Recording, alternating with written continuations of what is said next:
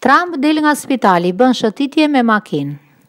Presidenti i Amerikës Donald Trump ka thyer karantinën dhe rregullat e qëndrimit në spital, duke dalë shëtitje me makinë të blinduar në ambientet e jashtme të spitalit ushtarak Walter Reed për të përshëndetur mbështetësit e tij.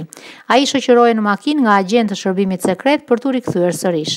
Zëdhënësi i Shtëpisë Bardhë deklaroi se udhëtimi i shkurtër i presidentit u vendos në minutën e fundit.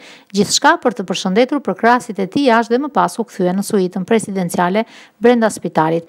Megjithatë, kritikat për këtë veprim të Trump nuk munguan, pasi u cilësua si rrezik për të përhapur infeksionin ku punojësit e shërbimit sekret janë të rrezikuar. Donald Trump ushtrua pas ditën e së njëjtës në spital pas konfirmimit si infektuar me koronavirus, por deri më tani gjendja paraqitet e stabilizuar.